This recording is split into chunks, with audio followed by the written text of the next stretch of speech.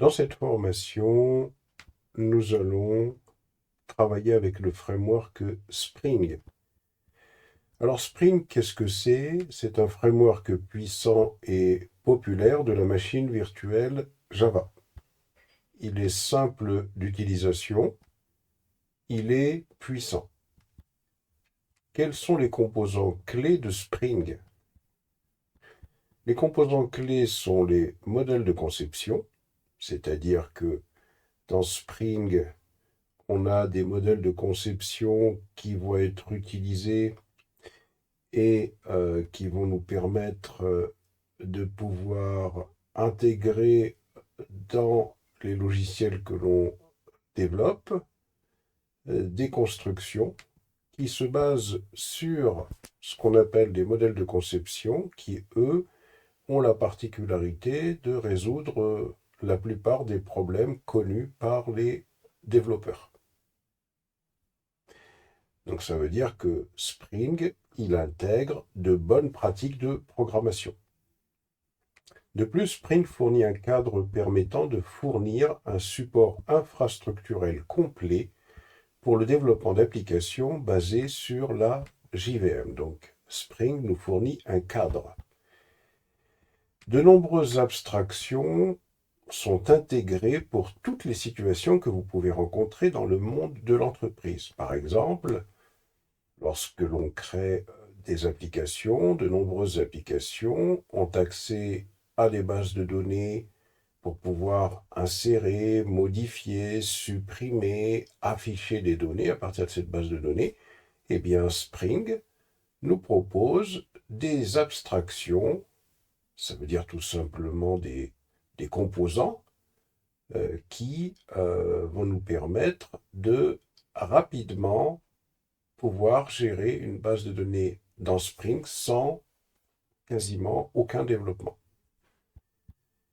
De plus, il prend en charge les aspects techniques, ce qui nous permet de nous concentrer principalement sur notre logique d'entreprise, c'est-à-dire on va se concentrer uniquement sur les aspects métiers, c'est-à-dire les problèmes que l'on doit résoudre via notre application sans nous concentrer sur comment développer telle fonctionnalité qui va prendre en charge un aspect technique de Spring, comme la sécurité par exemple, la sécurité d'une application, la gestion d'une base de données, etc. Tout ça est pris en charge dans Spring.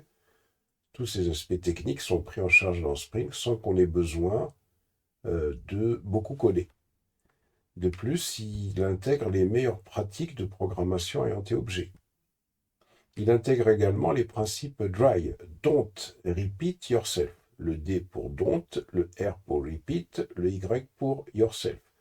C'est-à-dire qu'il va permettre de supprimer le code répété de nombreuses routines logicielles d'entreprise et Internet. Donc, pas de répétition de code. Quelques définitions à retenir. Un POJO, c'est quoi un POJO? Ou Plain Old Java Object, POJO ça veut dire Plain Old Java Object, c'est une classe Java qui contient à la fois des attributs et des méthodes. C'est ça un POJO. Les Java Beans du monde des EJB, des entreprises Java Beans, sont des objets avec seulement des getters et des setters pour les attributs. C'est ça un Java Bean. Les beans de Spring, puisque dans Spring il y a également des beans, ce sont des POJO, donc ce qu'on a défini plus haut ici, qui sont configurés dans le contexte de l'application Spring. Donc quand on parle de bean Spring, c'est des POJO configurés dans le contexte de l'application Spring. On a également ce qu'on appelle les DTO, ou les objets de transfert de données, qui sont des beans Java utilisés pour déplacer l'état entre les couches logiques du code d'un programme Spring. Enfin, quels sont les avantages de Spring? D'abord, il a une bonne documentation source. Les cas d'utilisation et les exemples et les modèles généraux sont clairement documentés sur le site web de Spring. Le framework construit ses constructions à partir de modèles communs, comme le modèle de modèle qu'il utilise. Il permet une courbe d'apprentissage plus facile lors de la prise en charge de nouveaux éléments de la pile de Spring. L'utilisation de XML n'est plus nécessaire, c'était assez compliqué ça, l'utilisation de XML pour configurer l'application Spring. La configuration du conteneur lui-même est toujours nécessaire, on est toujours amené à configurer le conteneur Spring. La majeure partie de Spring est configurée via l'analyse des composants basée sur des annotations et l'utilisation de Java lui-même. Donc c'est assez simple. Spring Boot, il permet une configuration facile de projet Spring. L'inversion de contrôle est un objectif principal sur le fonctionnement du cadre fourni par Spring. L'inversion du conteneur de contrôle est le composant le plus central d'une application Spring en cours d'exécution. Donc l'inversion de contrôle, c'est quelque chose de fondamental. L'IOC est un modèle de programmation orientée objet, version de contrôle, qui fournit le mécanisme d'injection de dépendance, ce qui permet de modifier la création et la gestion d'objets par rapport aux applications traditionnelles. Le contexte de l'application encapsule la Bean Factory, contexte d'une application Spring. Alors la Bean Factory, qu'est-ce que c'est? Le Bean Factory, c'est l'inversion du conteneur de contrôle qui sert les beans à l'exécution de l'application. Spring Boot fournit une configuration automatique de la Bean Factory en fonction de la présence ou de l'absence de classe parmi d'autres conditions. La Bean Factory, c'est ça, en fin de compte, qui va permettre de réaliser l'inversion de contrôle. C'est la Bean Factory qui va, en fin de compte, créer les composants, les objets dont notre application a besoin une fois qu'on a défini tout ça dans le programme Spring. Cela améliore considérablement la vitesse de développement des applications. Voilà, donc tous ces aspects-là, il faut les revoir petit à petit et les retenir. Alors maintenant, quels sont les outils nécessaires pour qu'on puisse travailler? Il faut d'abord installer JDK minimum Java 17, la version 17 de JDK. Il faut une connaissance de base en Java. On va installer Maven, qui est un outil qui va permettre de gérer le cycle de vie d'une application Java. On va utiliser des bases de données intégrées, comme les bases de données en mémoire, comme H2 par exemple. On va utiliser des bases de données externes, comme Postgre, MySQL, MongoDB. On peut utiliser Docker pour exécuter une base de données ou une application Spring. C'est la façon la plus propre de le faire sur notre machine de développement local que d'utiliser Docker. Alors, Docker, on ne va pas l'utiliser tout de suite, mais on l'utilisera ultérieurement. H2, c'est une base de données qui fonctionne en mémoire, une in-memory database. C'est beaucoup utilisé pour les tests. Il faut qu'on utilise un IDE qui va être VS Code. On va utiliser un outil qui va s'appeler HTTPIE. C'est un outil qui exécute des requêtes web à partir de la ligne de commande. Et on peut utiliser également curl. On peut utiliser encore d'autres outils comme Postman, par exemple, qui va permettre de tester des services web. Alors, ce qu'on va faire, donc on va commencer d'abord à installer le JDK 17, le Maven, VS Code, et on va préparer VS Code pour travailler avec Spring. Alors d'abord, on va installer le JDK 17. Si ce n'est pas installé chez vous, alors c'est simple, pour contrôler si le JDK 17 est installé sur votre machine, il suffit d'aller sur le terminal et de tout simplement taper Java-version. Taper Java-version.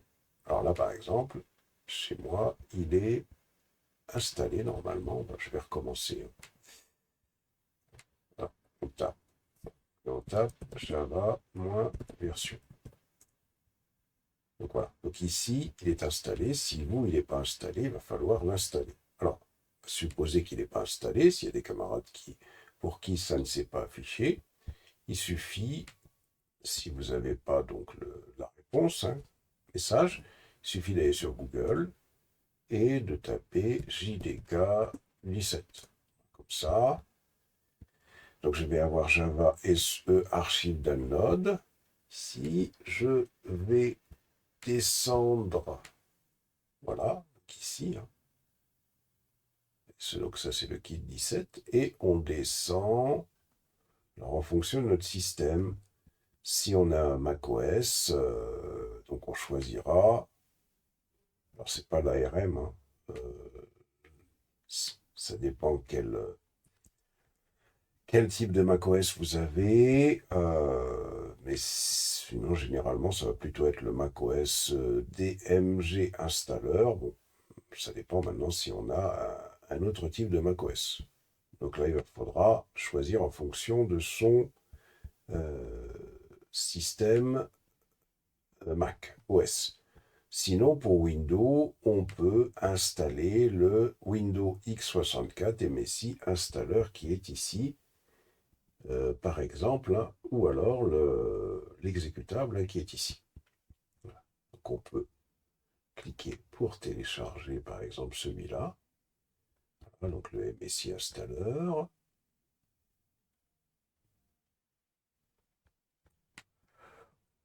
J'ouvre le fichier.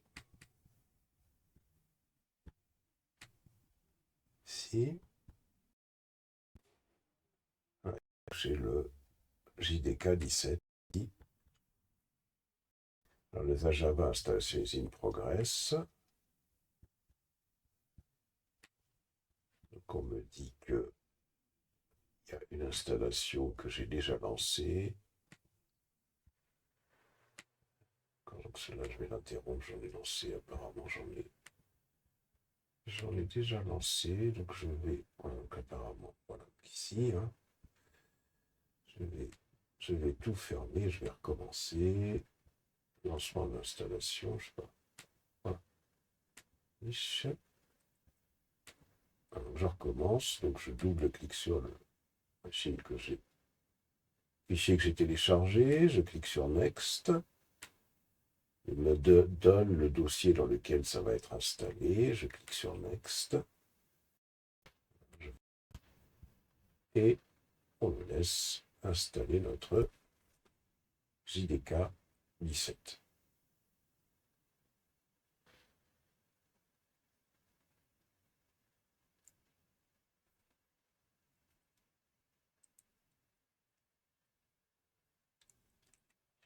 Voilà, on va fermer.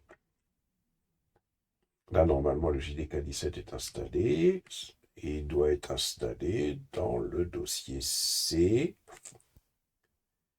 programme. Alors, ça doit être ici. Il suffit de... C'est peut-être Java dans ce dossier, donc il faut aller dans l'autre dossier programme ici. Je clique et je cherche Java, le voilà. Donc là j'ai Java, j'ai JDK 17, bin, je sélectionne tout ce dossier-là. Pourquoi? C'est parce que tout simplement dans ce dossier, c'est là où on devrait avoir le programme Java qui est ici. Donc on sélectionne tout le dossier qui est là, ici, et on va se rendre dans panneau de configuration. Alors on peut aller sur paramètres, hein,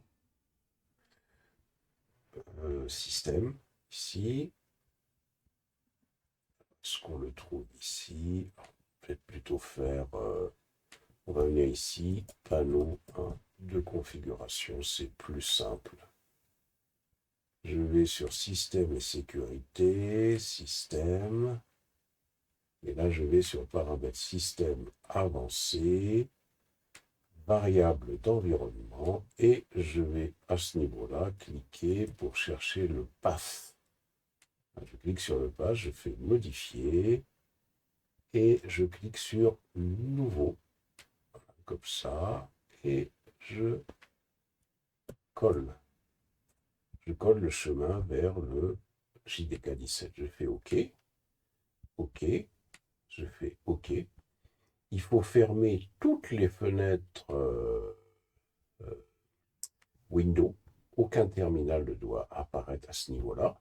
C'est maintenant que je vais lancer un terminal pour tester est-ce que Java version m'affiche bien la 17. Voilà comment on installe la version 17 pour ceux qui ne l'ont pas. Ensuite, on va installer Maven. On lance le navigateur. Je fais un Google et je tape Maven. Welcome to Apache Maven. Voilà, je clique ici. On va chercher où est-ce qu'il y a le download. Ici, download. Hop. On descend et ici, on me donne Maven. Et donc, on me dit que Maven il apparaît sous différents formats. Donc, on peut l'avoir au format zippé, par exemple, ici. On peut le récupérer au format zippé. Alors donc, ce qu'on va faire, on va venir ici, Apache Maven 3.9.6-bin.zip, je clique dessus, je clique sur ouvrir. Voilà, donc j'ai téléchargé. Voilà, donc il est téléchargé, Apache Maven, donc bah, tiens, je vais cliquer dessus ici, je vais faire extraire tout, et je vais extraire ça, j'ai supprimé tout ça, je vais extraire ça dans un dossier Maven. Voilà. Je vais extraire. Alors, ce qui me concerne, donc j'avais déjà installé, mais donc vous ne devriez pas avoir ce message-là, et normalement on devrait se retrouver avec un dossier dans C, ici, si je vais dans C, comme c'est user que j'avais choisi, donc il faut que je retrouve le dossier où j'ai décidé d'installer Maven. Donc, en l'occurrence, c'était dans le dossier utilisateur. Mon utilisateur, c'est celui-là. Et là, voilà, j'ai le dossier Maven. C'est ici, voici le dossier. Apache Maven 3.9.6. Voici le dossier bin où se trouve le fichier MVN. Donc, tout ce chemin-là, je vais le récupérer, CTRL-C, et je vais me rendre, comme tout à l'heure, sur le panneau de configuration, paramètres avancés du système, variable d'environnement. Ici, je cherche le path, comme tout à l'heure, il est là. Et je fais modifier. Je clique sur nouveau et je vais coller. Je valide. Je fais OK, je fais OK et je fais OK. Une fois que j'ai fait ça, je vais aller sur Terminal et Terminal. Je vais taper MVN. Voilà, MVN, donc MVN moins version. Voilà, donc là, il me donnera la version de Maven qui est Apache Maven 3.9.6. Donc voilà, là, on a installé le JDK 17. On a installé le Maven. On va installer VS Code. Alors, pour installer VS Code, si vous ne l'avez pas déjà, il faut aller sur Internet, Google, et là, je vais écrire VS Code. Installer. Voilà. Download Visual Studio Code pour Mac, Linux et Windows. Donc moi, je vais en avoir besoin pour Windows. Je clique sur Windows.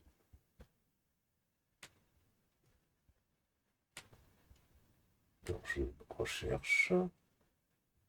Là, je pense que j'ai été un peu trop loin. Je vais revenir en arrière. Alors, on a le user installer. Ici, il me propose le x64 ou ARM64. Donc, pour nous, ça va être le x64. Donc, user installer, système installer. Donc, ça dépend. Est-ce qu'on veut l'installer pour tout le système? Alors, on va faire x64 ici.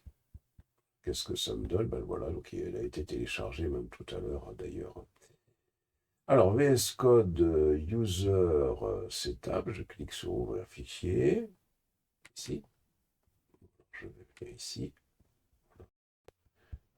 C'est nul, j'ai trop cliqué. Je recommence. Donc voilà, quand je clique sur VS Code User Installer, il me dit je comprends et j'accepte les termes du contrat de licence suivant. Il me donne l'emplacement où il veut l'installer, suivant. Alors il me dit ici, ajouter pass disponible après le redémarrage, créer une icône sur le bureau, je coche, je clique sur suivant et je vais sur installer. Et là j'attends, donc il va m'installer mon VS Code. Patiente un petit moment. Voilà, exécuter Visual Studio Code, je clique sur terminer. Voilà. Donc là, normalement, il devrait m'afficher tout ça. Voilà. Une fois que tout a été installé, il va falloir qu'on installe le pack pour les développeurs Java. Donc on revient sur VS Code, on va sur les plugins ici, et là on va taper Java. Valide. On a extension pack for Java. On clique sur install. Trust Workspace and Install. On clique sur Trust Workspace et Install. Et là, il commence à nous installer pas mal de choses. Extension pack for Java, debugger for Java, test runner for Java, project manager for Java, etc. Ensuite, on va installer le plugin Java. Alors, plugin Java, est-ce qu'il a été installé, le plugin Java? Normalement, oui, le plugin Java. Alors, Java plugin, plugin. Extension pack for Java, normalement, ça a été installé. Ensuite, donc, on va installer le Spring Boot Extension Pack.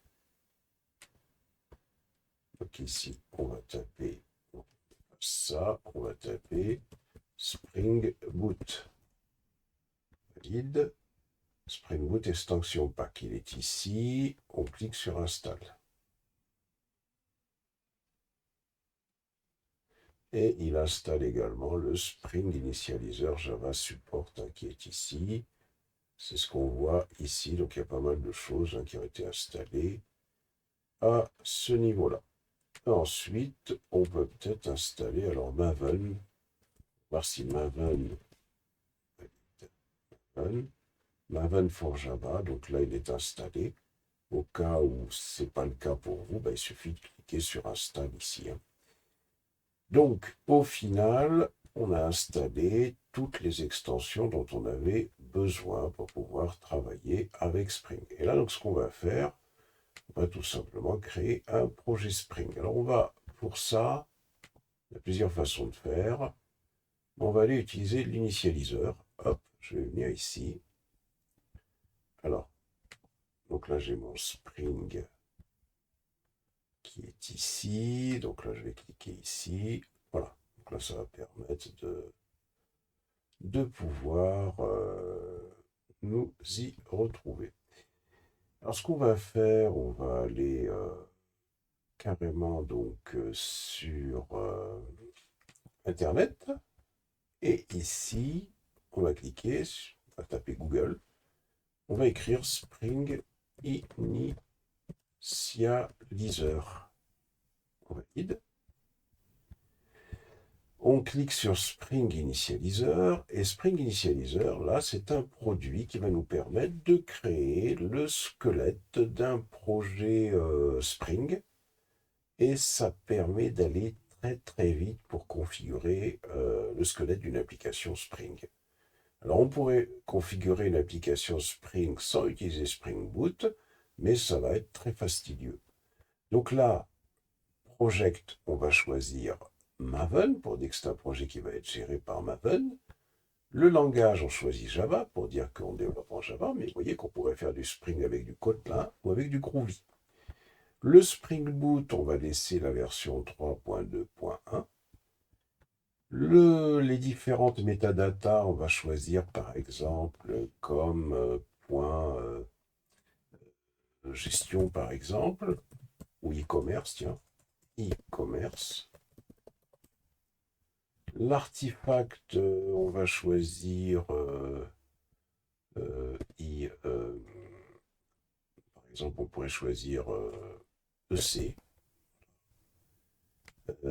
Demo Project for Spring Boot, par exemple, ici, on pourrait mettre projet exemple, par exemple. Voilà. Ici, on a le nom du package. On va packager ça dans un jar. La version de Java qui va être utilisée, c'est la 17. Parmi les dépendances, on va avoir besoin de travailler avec un certain nombre de dépendances, particulier H2, JPA, PostgreSQL, Web également. Alors on y va. On vient ici, Add Dependencies. D'abord, on va taper Web, Spring Web. Donc ça, c'est un package qui va permettre de construire des applications web, qui va inclure des RESTful, ça veut dire qu'on va pouvoir interroger notre application en utilisant l'API HTTP. Ça va être des applications qui vont utiliser Spring MVC également. Ça va utiliser Apache Tomcat comme le conteneur par défaut qui va être imbriqué avec cet outil-là. Donc on clique là-dessus et une fois qu'on a fait ça, eh bien, toutes ces fonctionnalités-là vont être intégrées à notre application. Vous voyez comment c'est puissant. Ensuite, on va toujours aller sur Add Dependency. On va utiliser JPA. Alors JPA, ça va permettre de persister des données dans des bases de données SQL en utilisant les API de persistance Java qui vont utiliser Spring Data et Hibernate. Donc pour ça, on clique dessus et voilà, on l'a rajouté. C'est assez rapide. On va cliquer sur Add Dependencies. On va taper MySQL. On va utiliser le driver MySQL. Si on utilise des bases de données MySQL. Voilà, on clique dessus, on clique sur Add Dependencies, on va taper Postgre, bah tiens, on peut utiliser des bases de données Postgre. On clique sur Postgre Driver.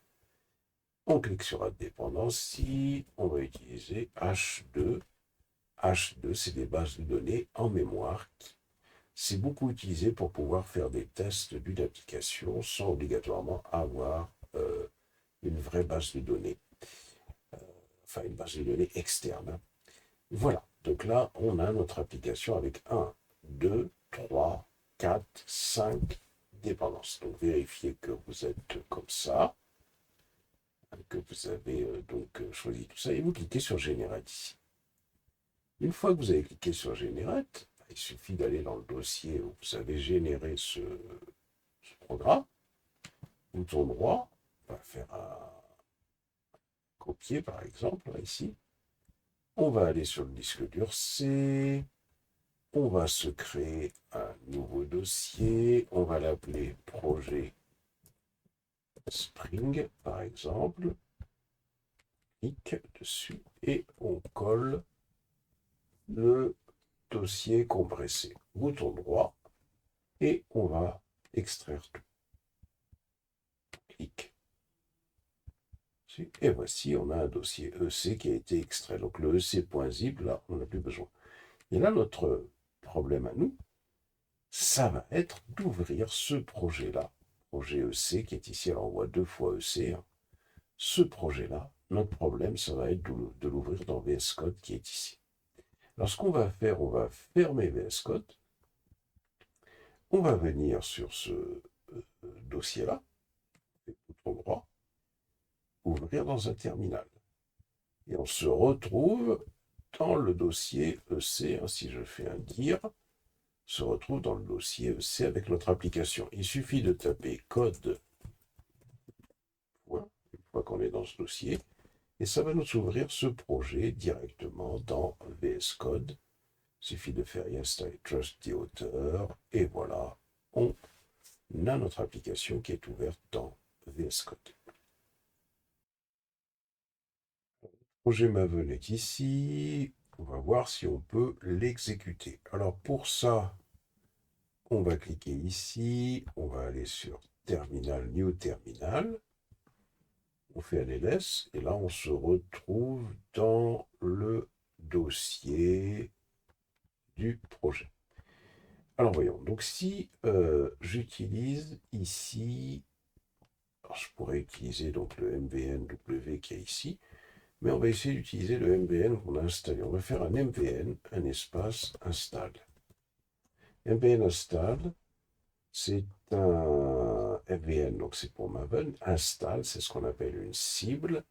Ça devrait nous permettre de pouvoir récupérer toutes les dépendances dont le projet a besoin, de cleaner éventuellement les différents dossiers de l'application au cas où il y avait déjà des choses auparavant. Et ça va nous permettre de compiler, de construire notre application. Alors, comment on peut s'assurer de ça? Si on fait un dir, on voit qu'il y a un dossier target qui a été créé ici. Et si je fais un java -jar, alors avant de faire ça, je vais peut-être faire un dir target pour voir ce qu'il y a dedans.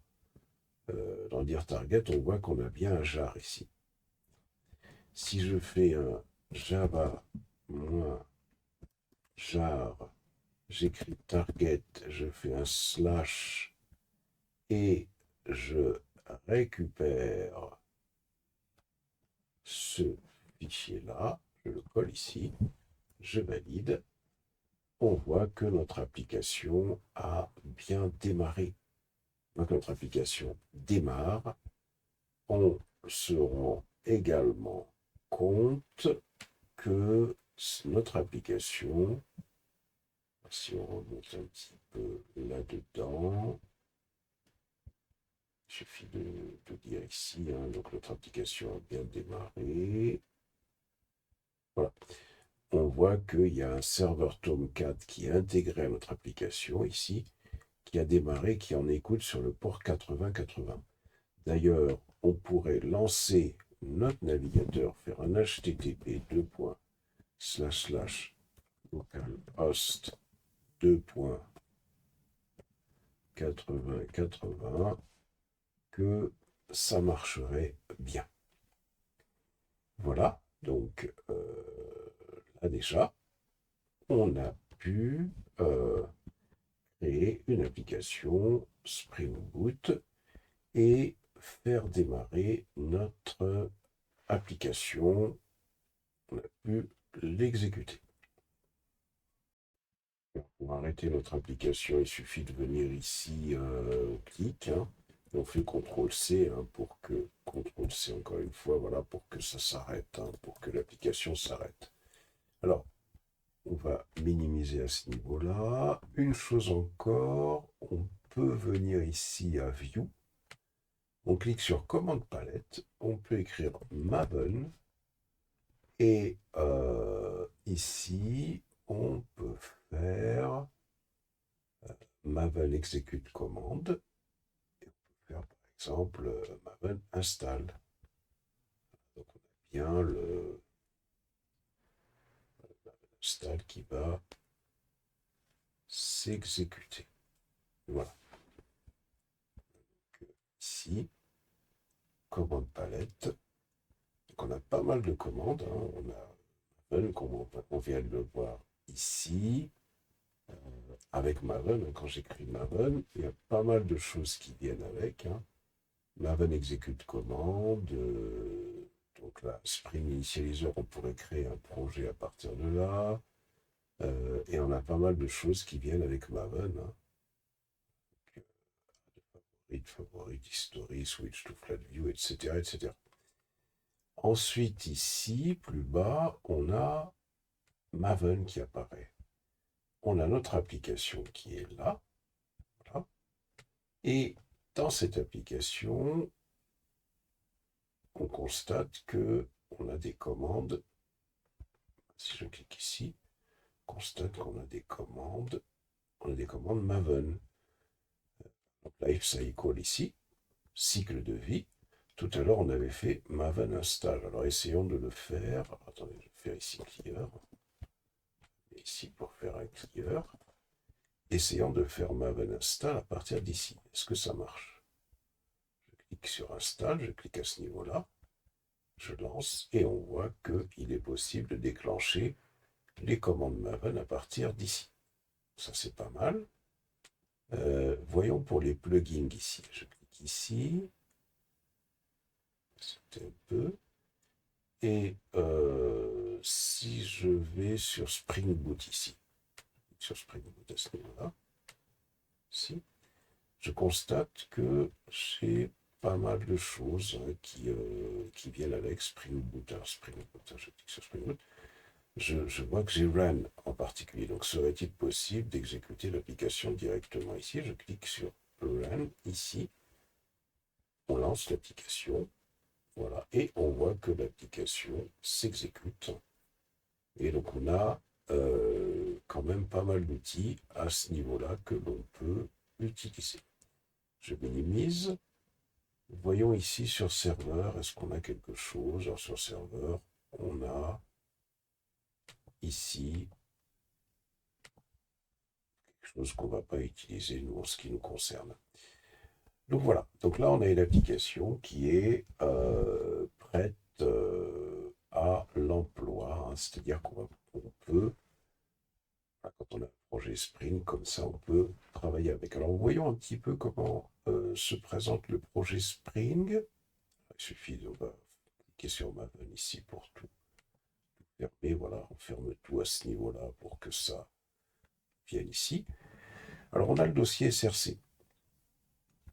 Dossier SRC, il y a deux dossiers. Il y a le dossier main et il y a le dossier test. Dans le dossier main, on a le dossier Java. C'est là où on va écrire les codes Java.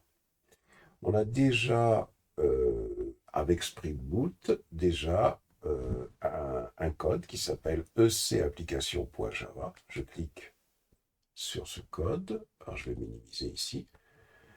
Qu'est-ce qu'on a dans ce code? Dans ce code, on a la classe ecapplication qui est surmontée d'une annotation @Spring Boot application. Alors, à quoi elle sert cette annotation? Cette annotation, elle sert tout simplement à indiquer que cette classe-là, ce sera la première classe qui sera exécutée lorsqu'on va lancer notre application Spring. Donc, Spring Boot application, c'est, comme son nom l'indique, c'est cette application qui va permettre de booter, en fin de compte, notre programme. Ensuite, ici, on a public static void main, donc quelque chose que l'on reconnaît, string ARGS, c'est comme sous Java, c'est-à-dire qu'on a ici une application, une fonction statique qui va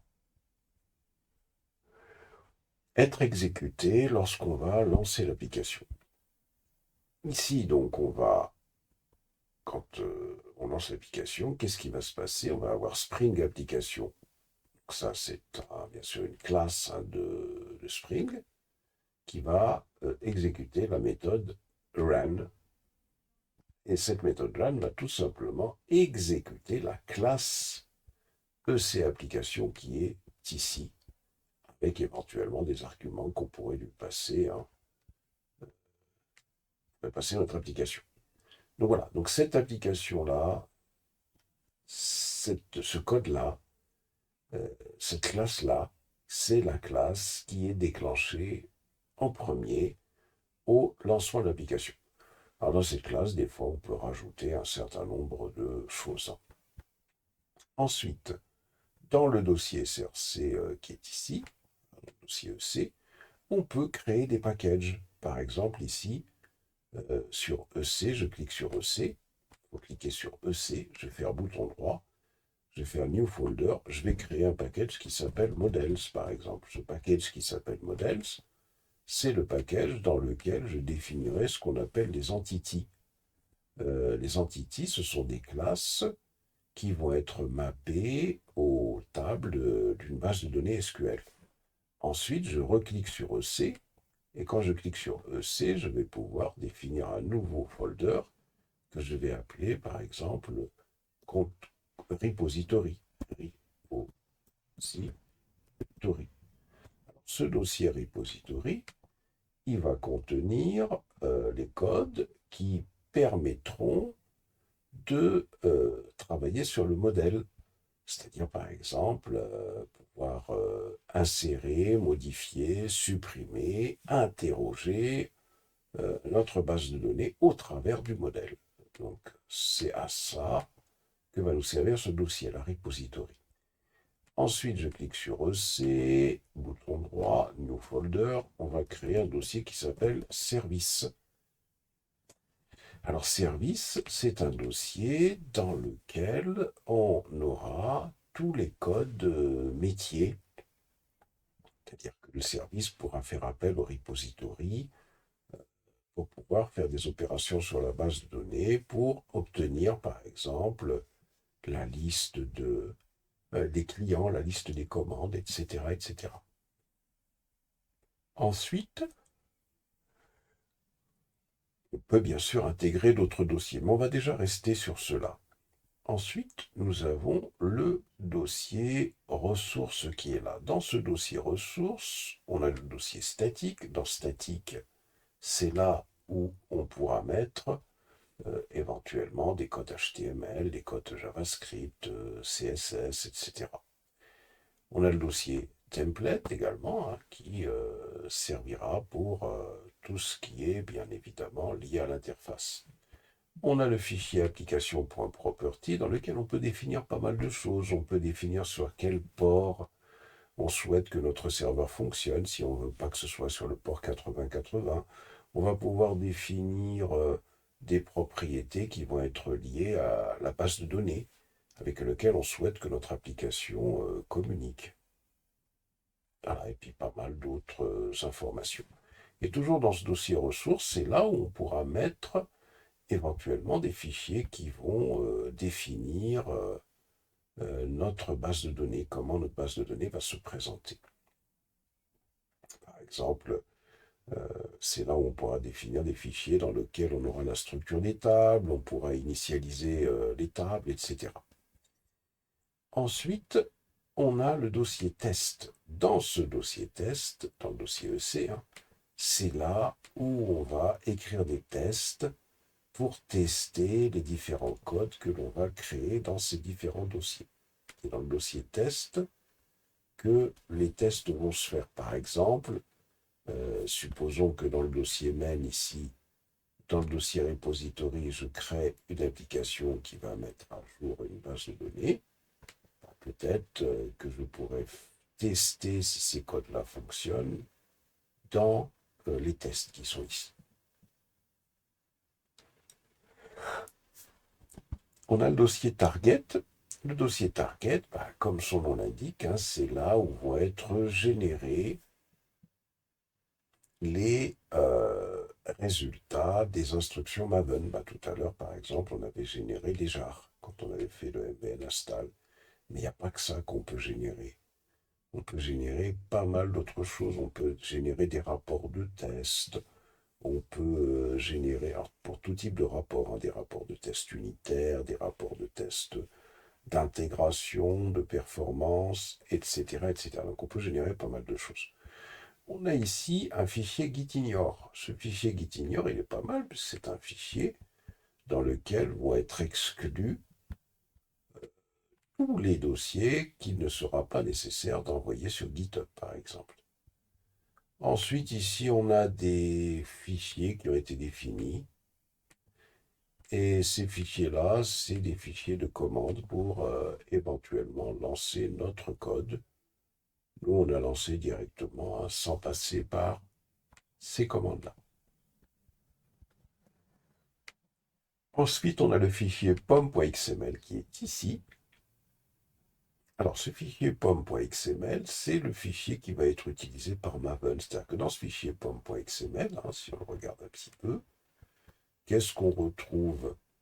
Alors, d'abord, c'est de l'XML, donc il y a un certain nombre d'informations qui vont être définies en tout début de fichier pour spécifier tout simplement,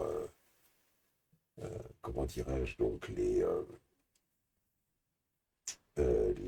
différentes données dont on aura besoin, ce fichier Maven, pour pouvoir fonctionner. Donc ça, c'est des métadatas, hein, les métadatas d'un fichier Maven. Ensuite, là, il va y avoir un certain nombre de données qui sont inhérents à notre application cette fois-ci, puisque cette partie-là, tout en haut, c'est inhérent à Maven. À chaque fois qu'on a un fichier Maven, il faut définir les namespaces, hein, les différents fichiers sur lesquels va se baser Maven pour pouvoir définir un certain nombre de choses, hein, concernant l'application. Ici, on a d'abord une première information qui s'appelle modèle version. Donc c'est la version du modèle, donc là c'est la 4.0.0. Ici, on a des informations concernant Spring lui-même. Ici, on définit l'information qui est org.springframework.boot. Défini, on a créé ce fichier d'ailleurs pom.xml à partir de Spring Boot. Ici, on a Spring Boot Starter Parent, la version 3.2.21. Donc ça, c'est des informations qui sont générées lorsqu'on crée notre projet à partir de Spring Boot. Ensuite, ici, on a des informations que l'on reconnaît, ces informations-là, puisque ces informations-là, c'est nous qui avions choisi de créer un package, un com.ecommerce.ec. Ici, on a la version de notre application. Alors, on voit 001 snapshot, hein, c'est ce qu'on voit ici, hein. Quand on a généré notre application, 001 snapshot.jar, hein, c'est ce qui est bien défini. Si on change ici aussi, ça changera. À ce niveau-là, ça changera également, hein, si on fait un changement. Ensuite, on a quoi? On a EC, donc on avait défini, comment dirais-je, donc le package EC, donc c'était EC. On donne une description du projet, donc là, il y a le projet exemple, on pourrait compléter. Dans Properties, on a défini la version de Java qu'on utilise, et puis on va définir les dépendances. Alors, ces dépendances-là vont correspondre, parce que j'avais touché là quand même. Ces dépendances-là vont tout simplement correspondre ici. Différentes dépendances qu'on a ici, ça correspond à ce qu'on a sélectionné. On avait sélectionné H2, donc on a une dépendance par rapport à ça. On a sélectionné MySQL, donc on a une dépendance par rapport à ça. On a sélectionné PostgreSQL, on a une dépendance par rapport à ça. Alors on n'a pas sélectionné test, mais ça c'est incorporé d'office. De plus ici, on a le plugin Spring Boot Maven pour pouvoir utiliser Maven avec Spring Boot. Voilà, donc là, on a notre fichier pom.xml. On va assurer que voilà, on sauvegarde. C'est parfait. Donc voilà, grosso modo, notre application Spring Boot. Spring, pardon. Et là, bien évidemment, hein, et donc là, bien évidemment, faut bien comprendre une chose, hein, c'est que une fois que notre fichier pom.xml a été défini, une fois que tout ça a été créé, nous, en tant que développeurs, les seuls endroits où on va toucher, c'est dans le dossier SRC. Tout le reste, on ne touche pas. Donc, on va toucher dans Java ici, dans modèle, repository, service, c'est là où on va toucher du code. Euh, dans ressources également. On va définir notre informations concernant notre base de données. Dans les tests également, c'est nous qui écrivons les tests. Voilà donc les endroits où nous, on va travailler. Une dernière chose peut-être qui va être importante, c'est de... Déjà, on va tester l'application pour s'assurer que ça fonctionne bien. Aller sur Maven, on peut venir ici, on peut aller sur Plugin, aller sur Spring Boot ici, on ouvre un Spring Boot, descend,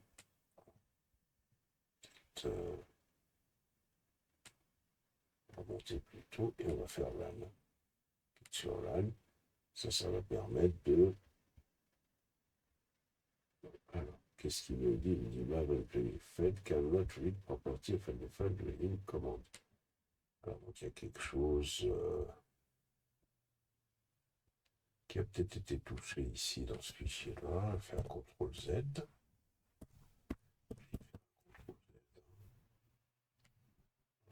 Ici, je ferme.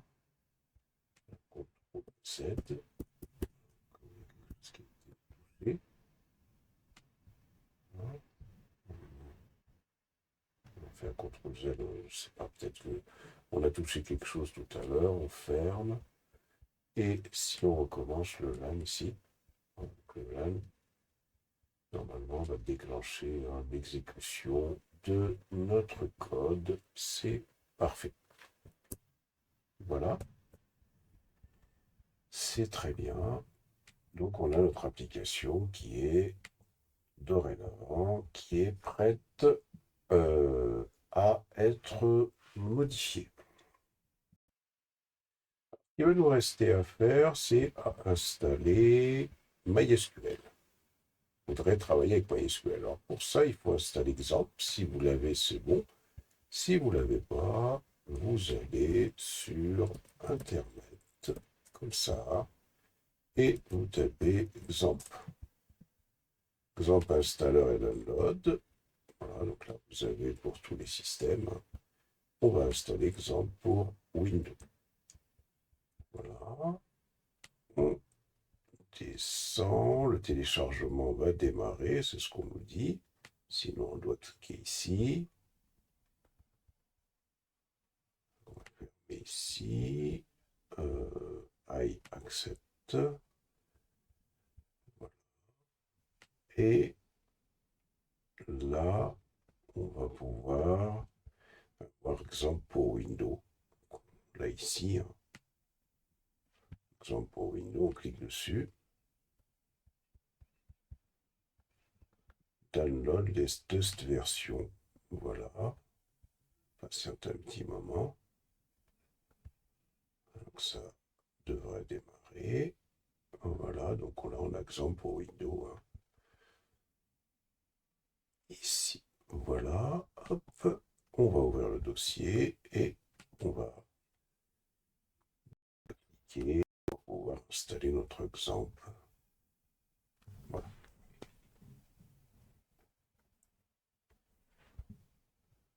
On continue avec la question, on fait OK, next, next, next.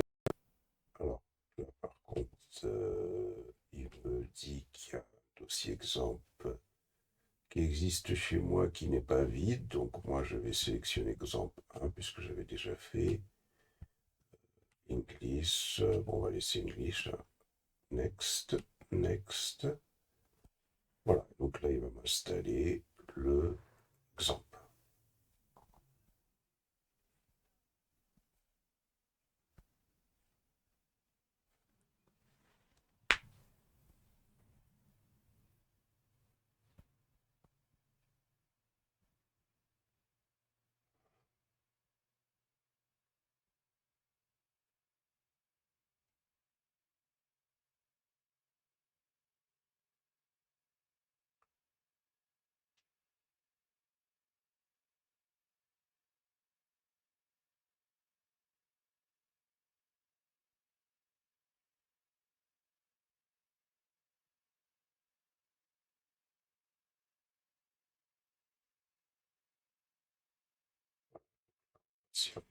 petit peu.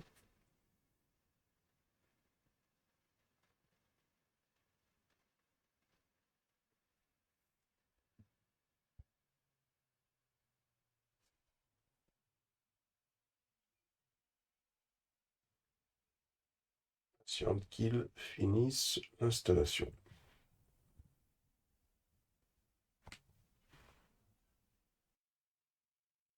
Lampe est installée. On clique sur Finish. Voilà. On a Xampp qui démarre. On clique sur Start. Et sur Start, ça permet de démarrer MySQL et Apache. Une fois qu'on a fait ça, on clique sur Admin. Ça va permettre de démarrer PHP Première chose qu'on va faire, on va créer une base de données. On clique sur base de données. Cette base de données, on va lui donner un nom. On va l'appeler par exemple gestion personnelle, par exemple. On clique sur créer. La base de données gestion personnelle est créée. On va également créer un utilisateur. On va aller sur privilèges. On va cliquer sur nouvel utilisateur ici. Rajouter un compte utilisateur plutôt. On saisit une valeur. Alors moi je vais l'appeler mousse. Ici, on va laisser %, pour dire qu'il peut se connecter à partir de n'importe où. Et pour le mot de passe, on va saisir une valeur 1, 2, 3, 4, 5, 6. On va dire également que cet utilisateur, on va lui donner tous les privilèges sur la base de données gestion personnelle que l'on vient de créer. On peut tout cocher pour les privilèges globaux qu'on va lui attribuer. Il suffit de cliquer sur exécuter ici et c'est bon. On a créé. Ah, il faut ressaisir ici. J'ai oublié de ressaisir le mot de passe 1, 2, 3, 4, 5, 6. C'est pour ça qu'il n'est pas passé. On va maintenant sélectionner cliquer sur exécuter. Voilà, donc on fait OK. C'est parfait. On a créé notre base de données. Il n'y a pas de table à l'intérieur. Et on a créé un utilisateur. C'est parfait. On va retourner sur Spring. Ici. On ouvre Spring. Première des choses, on va d'abord, ici, fermer tout ça. Ça, c'est pas nécessaire maintenant. C'est pas la peine que ça nous encombre. On va d'abord aller dans Ressources. On va double-cliquer sur Application Property. On va aller sur notre document. Et là, dans notre document, ça, je vais peut-être le mettre dans notre document, on a une étape 1 qui va être la configuration de la base de données. Donc on va récupérer ces 4 lignes-là, CTRL-C, et on va aller les coller ici. Qu'est-ce qu'on a dans ces 4 lignes? Premièrement, ici, on va avoir l'URL spring.data.source, l'URL vers la base de données. C'est jdbc.mysql. Localhost. Alors attention pour les gens qui ont un macOS, c'est pas 3306 pour eux. Faut voir quel est le port sur lequel travaille MySQL sur macOS. Il me semble que c'est le 8888.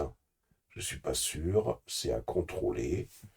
Mais il faudra que les gens qui ont un Mac utilisent un port différent ici. Ensuite, ici, gestion personnelle, c'est la base de données que je viens de créer ici. Si on va la revoir, cette base de données, on l'a appelée gestion personnelle. Ensuite, ici, spring.data source.username, l'utilisateur, c'est celui que je viens de créer maintenant. Il s'appelle Mousse. Le mot de passe, c'est 1, 2, 3, 4, 5, 6. Et on va autoriser à ce que la mise à jour de la base de données se fasse automatiquement. On va sauvegarder.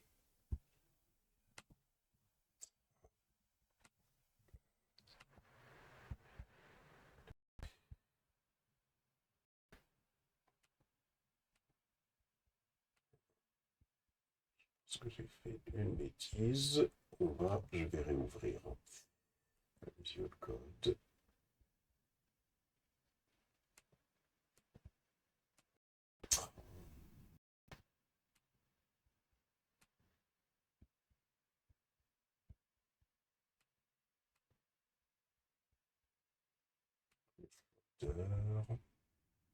Et je vais aller ouvrir centre pété là. Qu'est-ce qui se passe là? Alors, open récente. Alors, parmi les voilà, c'est celui-là, nous on était là-dessus. Voilà, on était plutôt là-dessus. Voilà, c'est parfait. On va tenter d'exécuter ce projet. On va aller sur. On va fermer ça. On va aller sur Maven, ici. On va aller sur CC. On va aller sur Plugin, ici. On va aller sur Spring Boot. Voilà. Et on va aller sur Run. On va cliquer ici pour exécuter ce projet.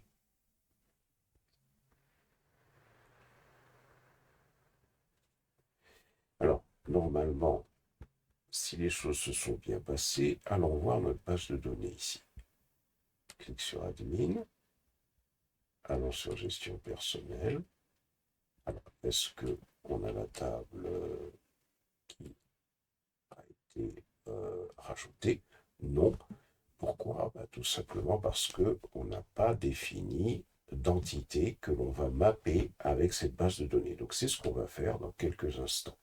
Donc là, pour l'instant, la chose que l'on a indiquée dans notre... Alors ça, on peut arrêter, hein, on va faire on va fermer, hein, tout simplement. Donc là, ici, alors on va fermer Maven, je vais ouvrir C.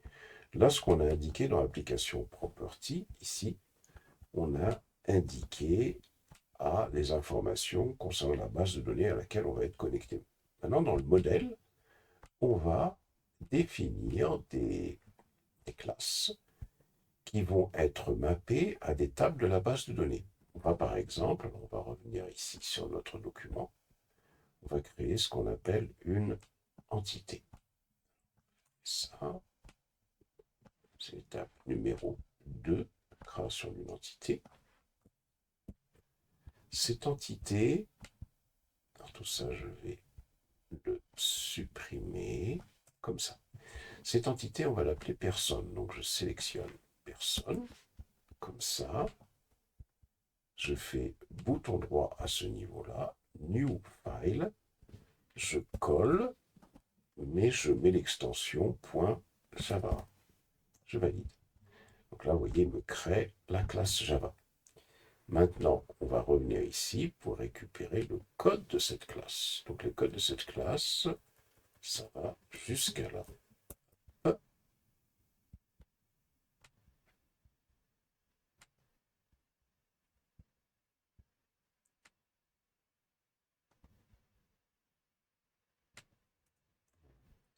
Donc le code de la classe va de là jusqu'à entité.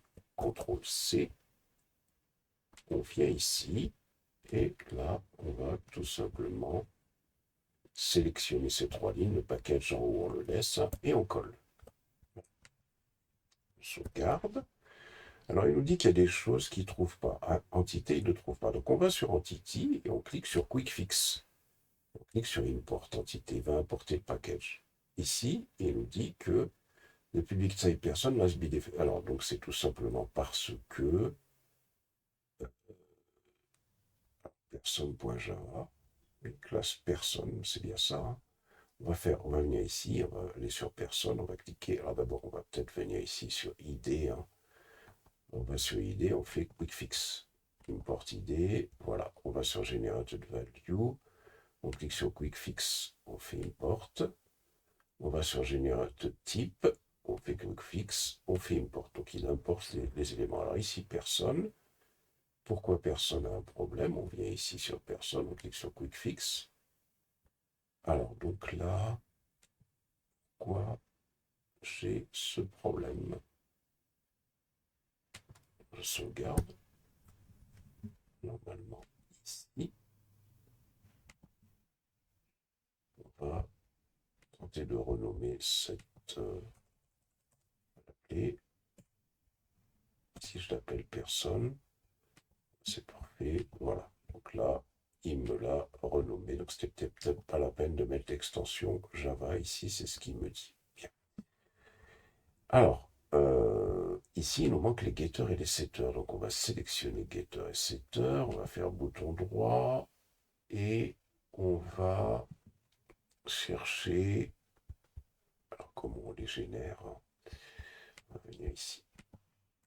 Hop. Et là, on cherche. Donc c'est commande palette sûrement. Voilà. Getter. Voilà. Generate. Non, je ne l'ai pas ici. Donc ça veut dire que tout simplement, je dois avoir un problème ici avec le Java, puisque j'ai pas de... Je reviens ici à un bouton droit. J'ai source action. Non, j'ai pas du tout... Si je renomme ici, je vais faire un bouton droit rename, normalement. Je vais lui donner l'extension Java. Pourquoi c'est bien ça, il accepte bien Java. CTRL S. Je vais faire un bouton droit. Alors, est-ce que j'ai getter et setter ici? Source action, voilà, c'est ça. Et donc, c'est bien, il faut bien mettre le point Java ici. Hein. Alors, bouton droit, refactor. Hein. Non, c'était pas ça. On va recommencer. Bouton droit, source action, on a dit. Generate getter and setter. Voilà. Et là, on les sélectionne tous. Hein. Et on fait OK. Voilà, comme ça, il nous génère les getters et les setters. C'est parfait. On pourrait générer autre chose, hein, d'ailleurs. Hein. Si on voulait, hein, on pourrait faire encore un bouton droit, source action, et puis là, on peut générer le constructeur. On n'en a pas besoin dans l'immédiat. On peut générer tout string si on veut. On peut générer le hashcode et equal si on va sélectionner ça. Hop. On fait OK.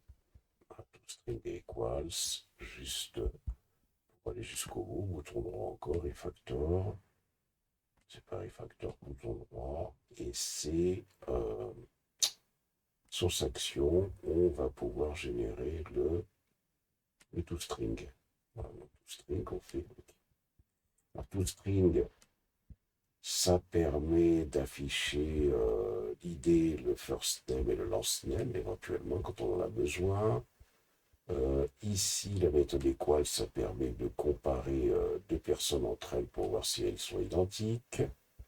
Le hashcode, alors ça c'est quelque chose qu'on n'utilise pas, mais ça permet de retrouver les objets Java beaucoup plus vite, tout simplement.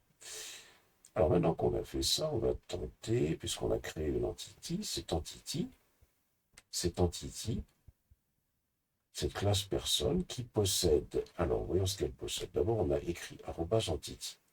Ça, c'est une annotation qui veut dire que cette classe personne, elle va être mappée à une table qui va exister dans la base de données gestion personnelle. Donc cette table n'existe pas encore, elle devrait être créée automatiquement en raison de @entity et en raison de la configuration que l'on a fait tout à l'heure dans application.property.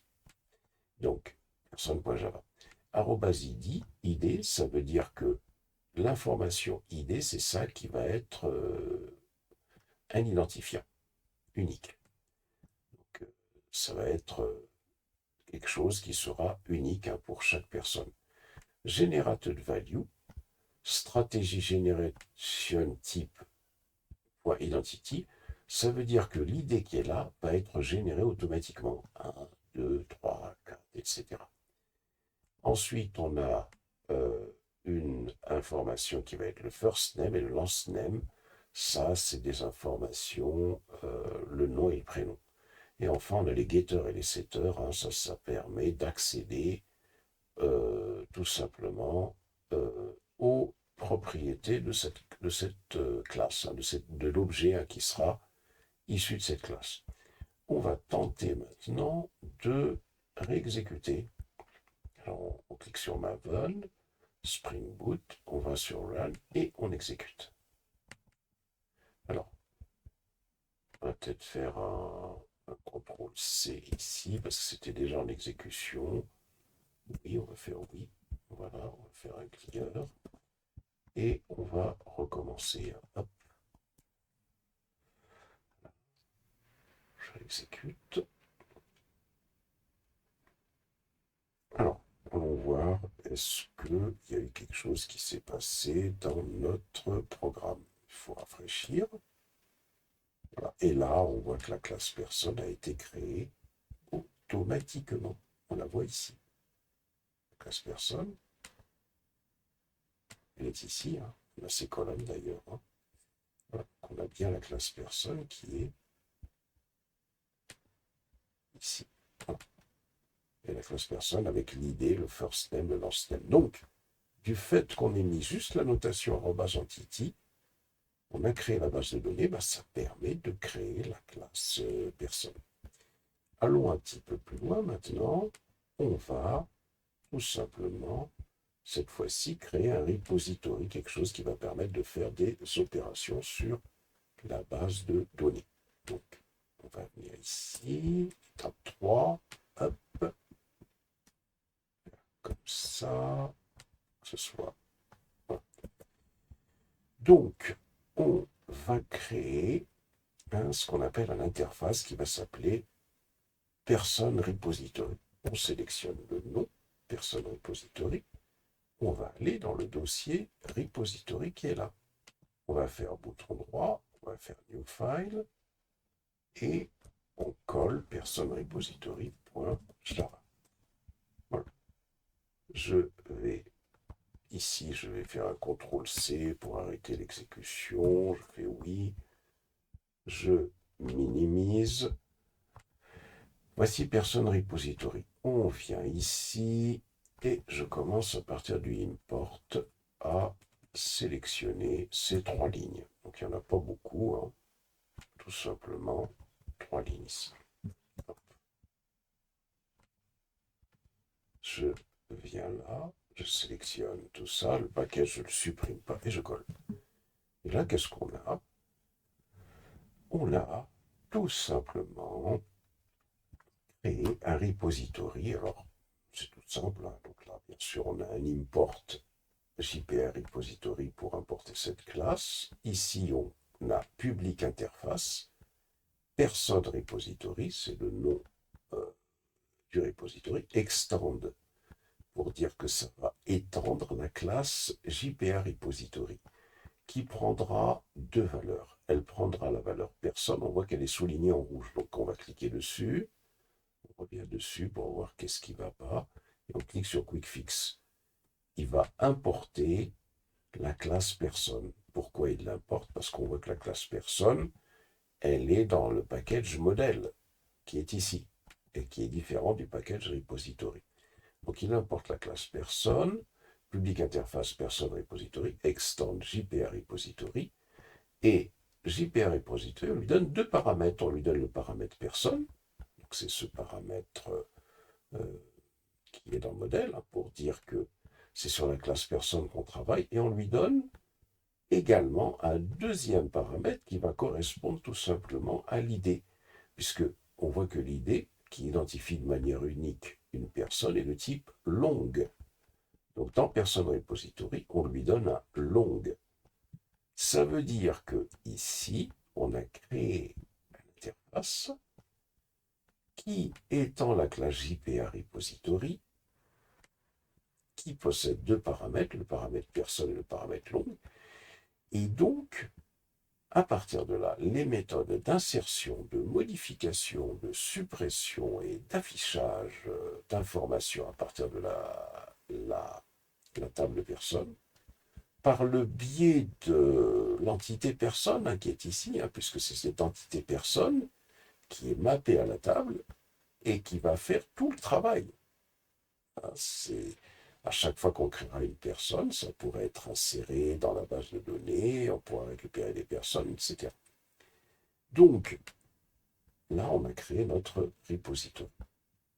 Alors maintenant qu'on a fait ça, c'est très bien. Maintenant, on va essayer de créer un contrôleur. Alors, pour pouvoir créer un contrôleur, d'abord, il faut revenir ici. Est-ce qu'on a créé un dossier pour le modèle, un dossier pour le repository, un dossier pour les services? Maintenant, on va créer un dossier pour le contrôleur. On va sur EC ici, bouton droit, New File, et on va faire, pardon, c'est pas New File, on va sur EC, bouton droit, New Folder, et on va écrire contrôleur, voilà, comme ça.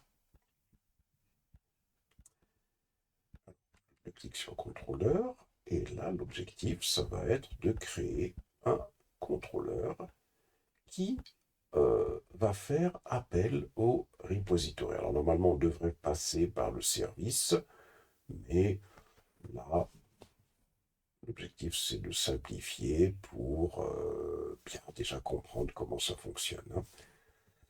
Donc, ce qu'on va faire, on va donc créer un contrôleur. Donc, allons-y. Je vais mettre peut-être tout ça en normal. Hop. Le contrôleur va s'appeler personne contrôleur. Donc on va le sélectionner ici. Hop, CTRL-C. Je viens ici, dans contrôleur, je vais faire bouton droit, New File. Je colle et je vais faire .java. Une fois que j'ai fait ça, je reviens sur mon document, je viens ici, je vais sélectionner tout le code.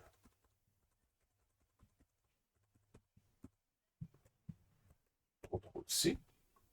Et je vais venir ici et je colle. Alors, voyons.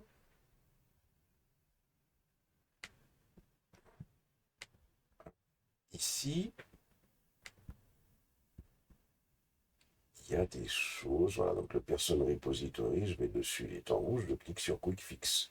Il me demande de l'importer, puisque person repository est dans un dossier, un package qui est repository, qui n'est pas celui dans lequel je suis. Donc il faut l'importer.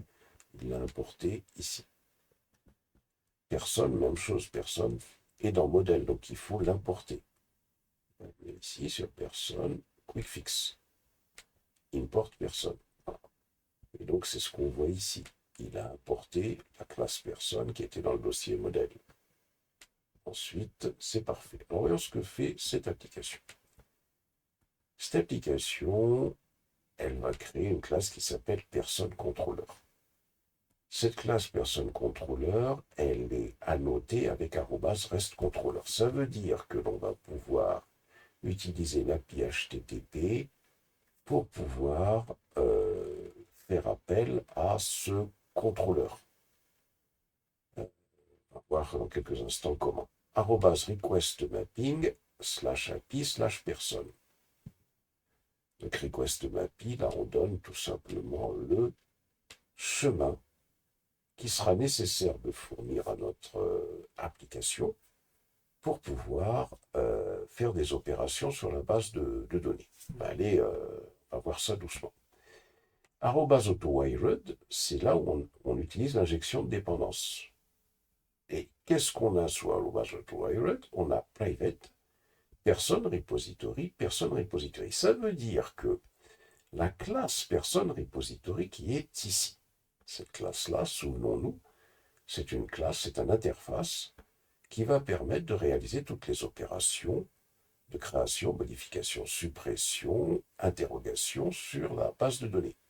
Eh bien, cette classe-là, on n'a pas besoin de l'instancier quand on fait ça. c'est pas la peine de faire un person repository égale new person repository.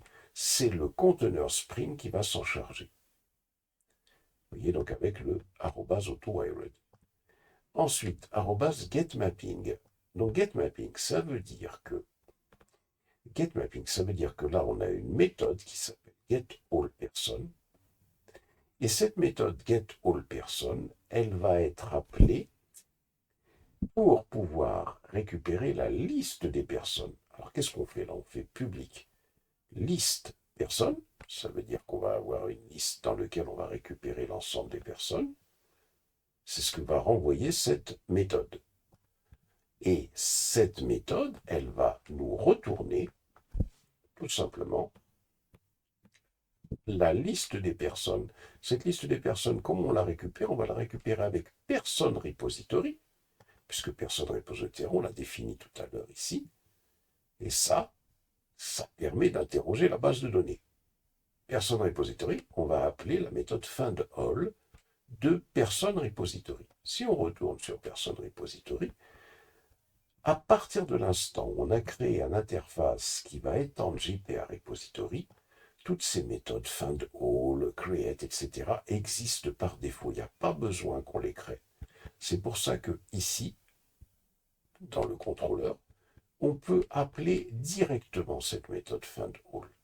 C'est-à-dire que là, si je fais point, il me donne toutes les méthodes existantes par défaut dans l'interface sans que je les ai définies.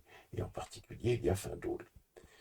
Ensuite, ici, on a une autre méthode qui s'appelle @postmapping qui va permettre d'ajouter une personne, dans la base de données. On va essayer de voir comment tout ça, ça fonctionne. Alors, première des choses, on va d'abord exécuter notre application.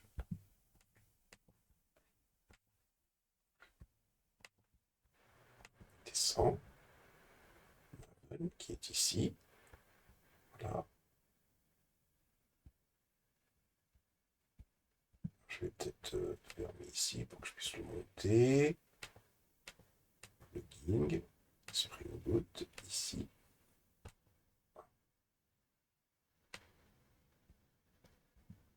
Run, ici. Et je double-clique. Alors,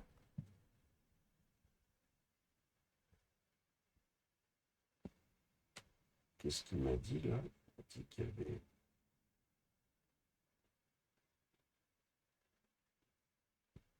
On va recommencer. CTRL-C. Alors, on recommence. Run. Peut-être que je vais cliquer 2 fois. Voilà, c'est pour ça. Alors, on s'assure que ça marche bien. Maintenant, si on va sur notre document, on dit que c'est toute cette URL-là qu'il faut utiliser. C'est-à-dire http://localhost 2.80.80 et /API/personne. Pourquoi /API/personne? Parce que dans le contrôleur qui est ici, l'application est démarrée là. Il faut d'abord que l'application soit démarrée pour qu'on puisse travailler. On voit que l'application est démarrée, tout simplement parce qu'on voit que notre programme s'est exécuté et le serveur Tomcat, il est bien en train d'attendre sur le port 8080. Ici, si on retourne dans EC, on voit que dans le contrôleur qui est ici, on va dans le contrôleur qui est ici, voilà, ici, on voit qu'on a fait @requestMapping /API/personne. À cause de ça, eh bien, on devra utiliser cette URL-là, http://localhost 8080, ça c'est l'URL du serveur Tomcat, et on lui rajoute ce chemin. Ça, c'est la première des choses. Donc, on va aller pour tester tout ça. On va aller dans la base de données. On va aller dans le PHP MyAdmin. Et là, On clique sur personne et on va insérer une donnée. Par exemple, alors l'idée c'est pas la peine puisque ça c'est automatique. On va insérer par exemple mousse ici. On va faire Yunsi par exemple. Yunsi par exemple. Et on va faire mousse. On va commencer comme ça pour tester. On fait exécuter. Si je clique sur personne, ici, j'ai bien un Yunsi mousse. Donc on voit bien qu'il y a le code qui se met en place tout seul. Si j'insère un deuxième, par exemple, je vais faire ici Franck et Ri, par exemple. Si je fais un exécuter, il n'est pas la peine de mettre l'idée. L'idée est automatiquement incrémentée. Vous voyez, ça c'est à cause de ce que nous avions ici dans modèle, dans personne.java, @id et @generated_value. Donc ça c'est le premier point. Voyons maintenant ce qui se passe avec notre application. Quand je fais ici, quand je lance, quand je récupère cette URL, celle-là, cette URL-là, quand je la récupère, si je lance cette URL, je colle ici, je valide. Alors, il me dit, l'application has no explicit mapping for error. So you are seeing this. Donc là, il faut comprendre pourquoi ça ne fonctionne pas, puisque là, ça devrait marcher. On a bien ici dans le contrôleur, personne contrôleur, bien /API/personne. À ce niveau-là, attention. Sauvegarde. Peut-être le refaire.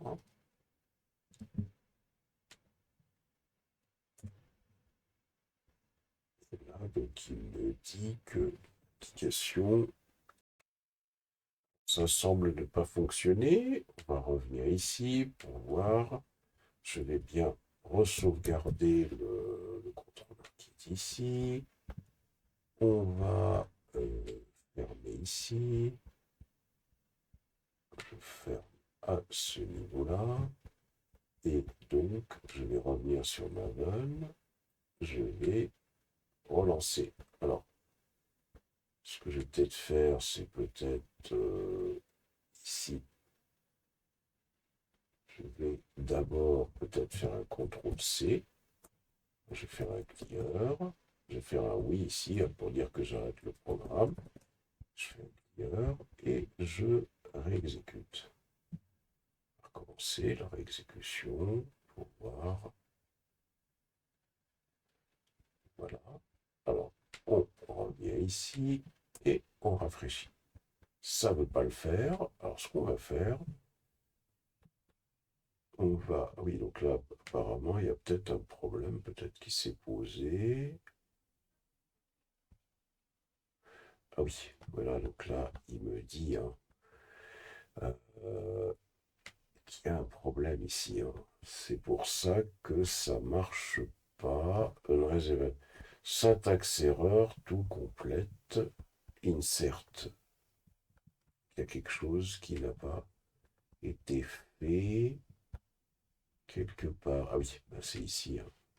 Point virgule. Je sauvegarde. Je sauvegarde ici un point virgule qui manque, donc on va tenter de le mettre. Ici, il existe. C'est bizarre, donc allez, on va recommencer. Donc, ce qu'on va faire, on va relancer. Alors, ici, on va faire un CTRL-C, on va faire un clear, on va faire un oui. Clear, et on va recommencer. S'assurer que ça marche bien, puisque apparemment il y avait un problème de point virgule. Alors, B de Tomcat, voilà sur le port 80-80, ici c'est ce qu'on voit bien ça. Si je recommence ici, voilà, là ça marche. On voit bien qu'il a récupéré les informations de la base de données. Ça, c'est super intéressant. Alors maintenant, ce qui serait intéressant, c'est de voir si on ne peut pas insérer des données. Donc ça, qui récupère les informations à cause, on ferme ici, à cause d'abord de l'URL qui est là et à cause du get mapping qui est ici. Il récupère la liste de toutes les personnes et il nous les affiche. Maintenant, on va tenter de voir si on ne peut pas rajouter. Alors pour ça, on va aller ici par exemple sur plus. On va faire un Google et on va taper Postman par exemple. Alors Postman par contre, il faut, si je fais Postman, il faut voir, hein, alors Postman par exemple, Chrome. Alors, on va se lancer un Chrome déjà pour commencer. Google Chrome ici. Et là, on va taper Postman.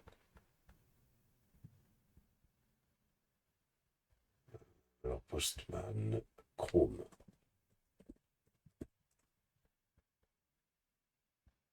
Postman, Google Chrome. Postman, Google Chrome. Un Chrome OS, donc apparemment, il vous dit que.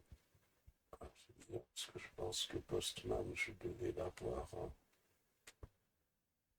Le Postman. Alors, ce qu'on peut faire également, tout simplement, on peut faire un Google et on peut faire RESTlet client. RESTlet client. Voilà, par exemple, je peux faire un Talend API Tester. Ce sera très bien.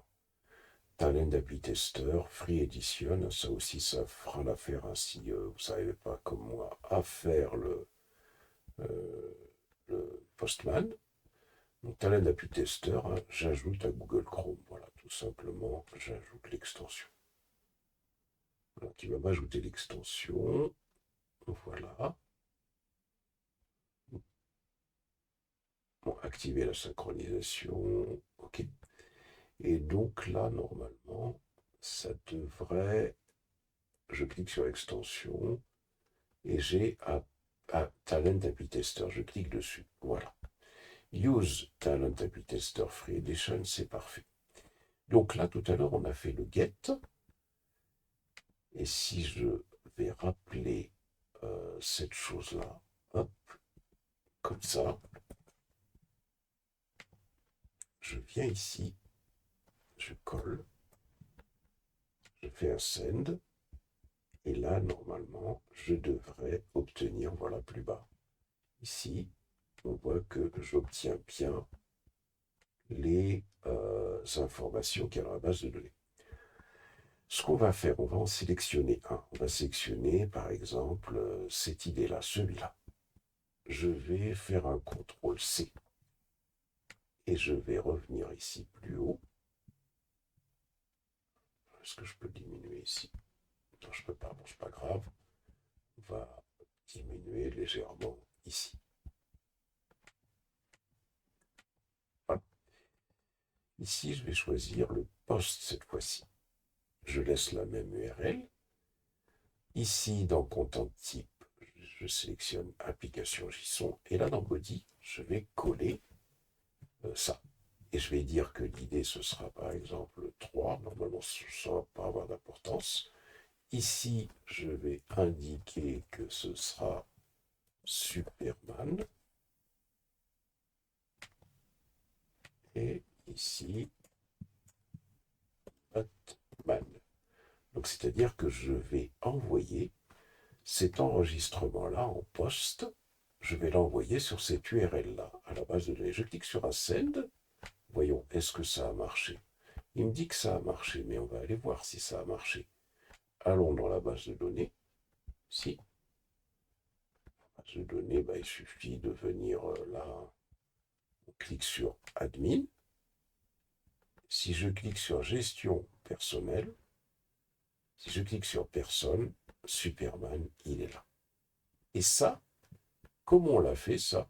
Ben, on a réussi à le faire grâce à ce qu'on a ici. Grâce tout simplement à post-mapping, c'est-à-dire qu'on va avoir public personne, donc ça renvoie une personne, ça renvoie bien une personne, c'est ce qu'on voit ici d'ailleurs. Quand on revient ici sur Postman, on voit que dans le body, ça renvoie bien la personne qui a été insérée. Donc ça renvoie une personne, on ajoute une personne. Request body, c'est quoi le request body? Ben, c'est tout simplement pour dire que quand on va envoyer des données qui seront sous cette forme-là, sous la forme d'une personne. C'est ce que ça signifie, le request body. Donc on envoie des données sous la forme d'une personne, donc on envoie un objet de type personne, et on fait appel à la méthode de person repository qui va s'appeler save. Voilà donc pour déjà la prise en main de Spring.